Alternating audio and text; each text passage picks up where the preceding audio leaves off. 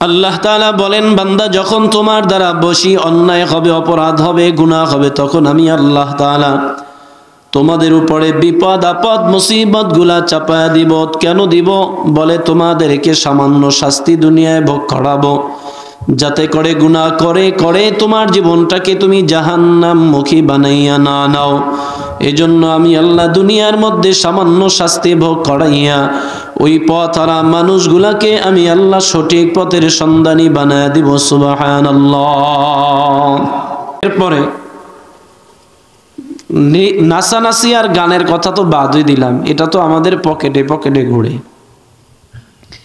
তাহলে এই চার কারণে জমিনের মধ্যে আযাব গজব, এক কথায় ভূমিকম্প বেশি হবে।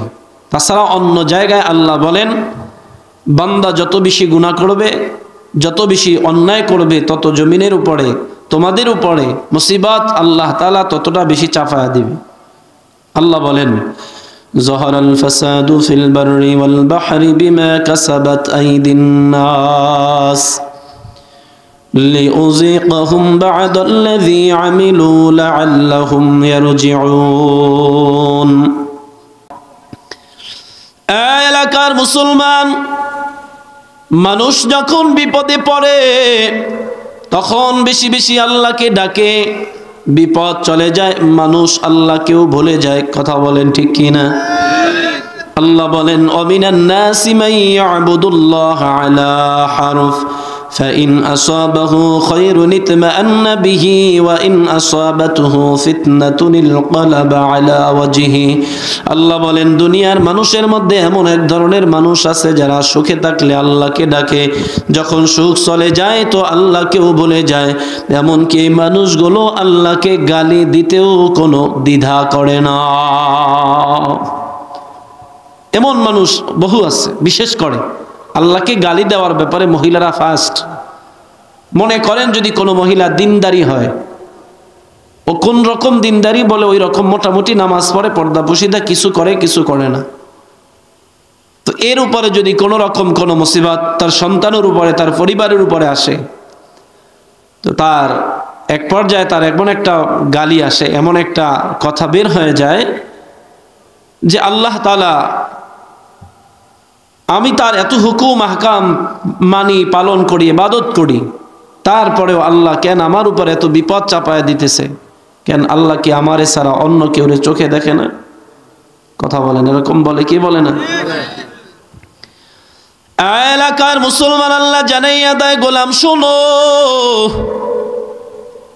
এ হলো দুই শ্রেণীর মানুষ। আবার দুই শ্রেণীর মানুষ এমন এমন আছে, وَإِذَا مَسَّ الْإِنسَانَ الضُّرُّ دَعَانَا لِجَنبِهِ أَوْ قَاعِدًا أَوْ قَائِمًا فَلَمَّا كَشَفْنَا عَنْهُ ضُرَّهُ مَرَّ كَأَن لَّمْ يَدْعُنَا إِلَى ضُرٍّ مَّسَّهُ।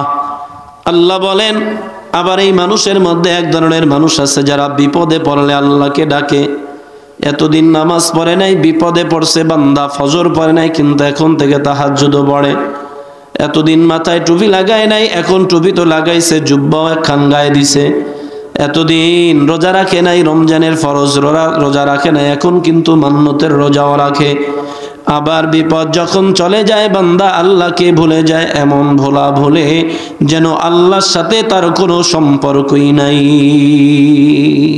আছে না নেই? কথা বুঝতেছেন আপনারা? বলে একদল আছে সুখে থাকলে ডাকে, সুখ চলে যায়, আল্লাহ আমারে বিপদ দিল, যা আর ডাকতামই না, নামাজই পড়তাম না, পড়ে কি হইব? অভাব যায় না, বিপদ যায় না, নামাজ পড়লেই বা কি হবে? এই যে একটা গুসা, এই কারণে ইবাদতটার ছাইরা দেয়। আবার কেউ আছে যখন বিপদে পড়ে তখন মান্নত করতে শুরু করে, মাজারে মান্নত করে, বাবার দরবারে মান্নত করে, বাবার কদমে গায়া সেজদা দেয়, মাজারেও সেজদা দেয়। এমন মূর্খ এ সমাজে আছে না নেই? সেজদার উপযুক্ত একমাত্র কে? আল্লাহ। কিন্তু বাবারে যারা সেজদা দেয় তারা কি ভালো করলো না খারাপ করলো? যারা মান্নত করে, বলে মান্নত কোথায় করবে? মান্নত কার কাছে মান্নত করবে? এই যে মাজারে গিয়া মান্নত করে, বাবার কাছে গরু, ছাগল, ভেড়া, বকরি, এটা সেটা মান্নত করে। উদ্দেশ্য কি? বাবাই কিছু করতে পারবে না, কথা বলে না, করার মালিক আল্লাহ। এজন্য আল্লাহ তাআলা কোরআনের মধ্যে 4 শ্রেণীর মানুষের পরিচয় দেন। কেউ বিপদে পড়লে ডাকে, বিপদ চলে গেলে ভুলে যায়, আবার কেউ সুখে থাকলে ডাকে, সুখ চলে যায় তো ভুলে যায়। আল্লাহ এদের ব্যাপারে বলে খাসিরাদ দুনিয়া ওয়াল আখিরাত, তাদের দুনিয়াও বরবাদ, আখিরাতও বরবাদ। এজন্য আল্লাহ বলে গোলাম সব সময় আমি আল্লাহর ইবাদত করো, বান্দা বিপদে পড়ছো আমাকে ডাকো, সুখে আছো আমাকে ডাকো। এক কথায় সর্ব অবস্থায় যদি ডাকো, আর এমনটা করে যদি তুমি সুযোগ বুঝে ডাকো, তাহলে যেমন দুনিয়ার মানুষ সুবিধাবাদী মানুষকে পছন্দ করে না, আমি আল্লাহ এমন সুবিধাবাদী মানুষদেরকেও পছন্দ করি না। কথা বলেন ঠিক কিনা? এজন্য আল্লাহ তাআলা ডেকে বলে ইযা জুলজিলাতিল আরদু জিলজালাহা, হে নবী আপনি স্মরণ করুন ওই দিনের কথা, যেই দিন গোটা পৃথিবী প্রকম্পিত হবে, ভূমিকম্প হবে। বলে কেমনে হবে, সূচনাটা কেমনে হবে? আল্লাহ নবী বলেন আল্লাহ তাআলা একজন আর দুইজন নয়, অসংখ্য অগণিত ফেরেশতা বানাইছেন।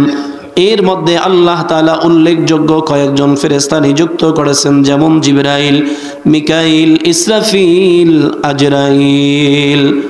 আল্লাহ একজনকে দায়িত্ব দিয়া দেয়, জিবরাইল শোনো,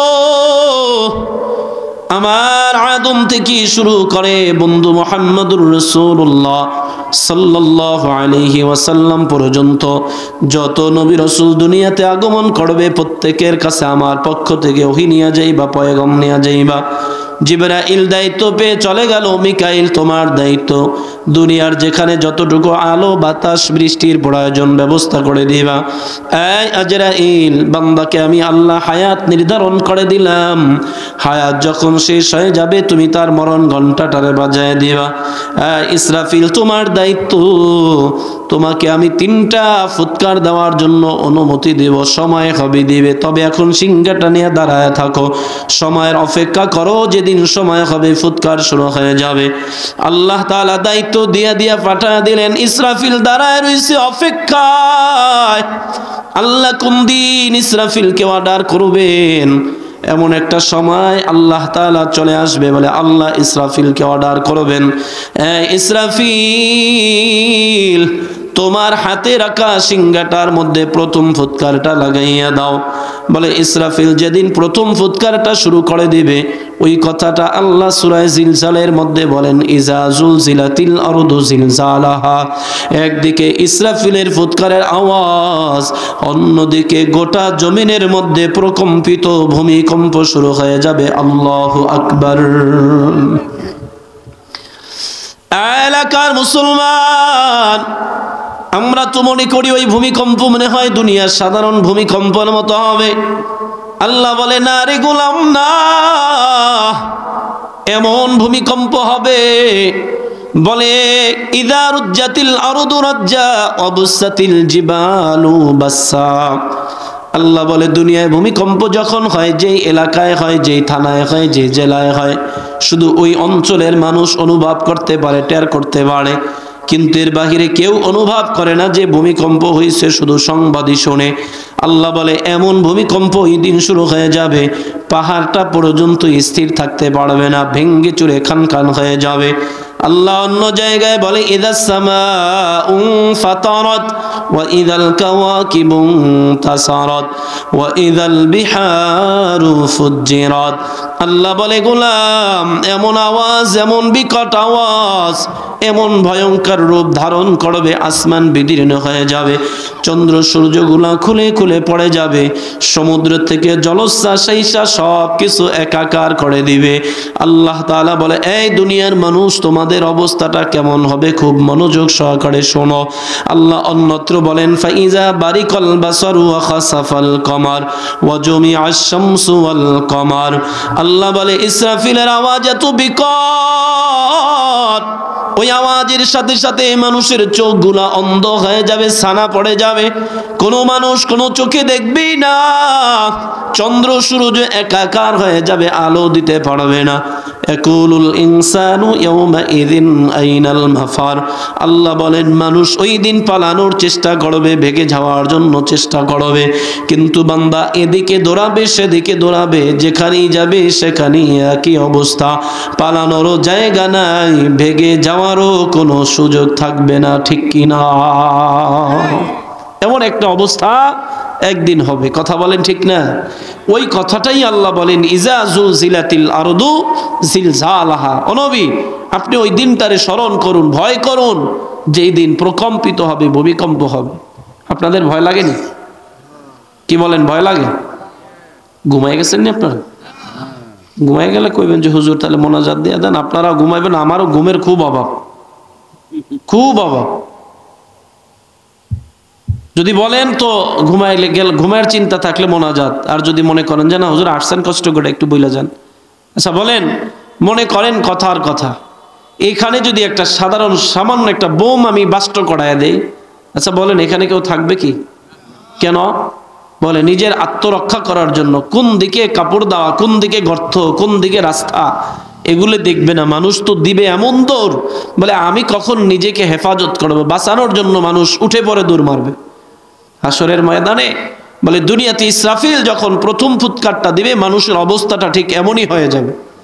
তখন আর কেউ বসে থাকতে পারবে না, ফোন করে জিজ্ঞেস করার সুযোগও পাবে না, এই তোকে বাড়িঘর কি কাঁপে টাপেনি, হ্যাঁ এই তোকে এলাকার জমিন কাঁপেনি, এই কথা বলার সুযোগ পাবে না। কিন্তু এমন ভয়াবহ রূপ ধারণ করবে, বলে বান্দা অস্থিরতা অবলম্বন করে এদিক সেদিক পালানোর চেষ্টায় ব্যস্ত হবে, কিন্তু পালানোর কোনো সুযোগ। এলাকার মুসলমান আল্লাহ আরো ভয়ঙ্কর কথা বলে, শোনো হে মানুষ, আল্লাহ বলে ইয়াউমা তারাউনাহা তাযহালু কুল্লু মুরদিআতিন আম্মা আরদাআত ওয়া তাদাউ কুল্লু যাতি হামলিন